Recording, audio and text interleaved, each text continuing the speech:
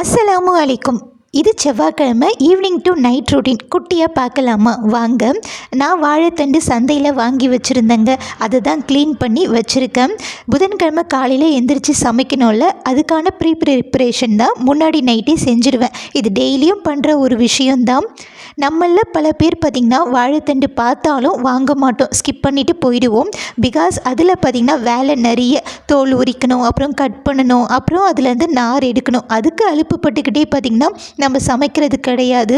But அது எவ்வளோ வேலை கொடுக்குதோ அதே அளவுக்கு பெனிஃபிட்ஸும் கொடுக்குது. ஸோ அதை நம்ம பார்த்தோன்னா கண்டிப்பாக வாங்கி சமைச்சிடணுங்க. நம்மளுடைய சோம்பேறித்தனத்துக்கு, நம்மளுடைய அலுப்புத்தனத்துக்கு மற்றவங்களையும் நம்ம கஷ்டப்படுத்தக்கூடாது இல்லையா? நம்ம குடும்பத்தோட ஆரோக்கியம் நம்ம கையில் தான் இருக்குது. ஸோ நம்ம இதிலெல்லாம் சோம்பேறித்தனமே படக்கூடாது, சமைச்சிடணும். அப்புறம் பார்த்திங்கன்னா எங்கள் அம்மாலாம் நான் சின்ன வயசில் இருக்கும்போது இந்த வாழைத்தண்டை தென்னந்தொடப்பத்துலேருந்து அந்த தென்னங்குச்சியை கொண்டு வந்து தான் பார்த்திங்கன்னா அதுலேருந்து நார் எடுப்பாங்க.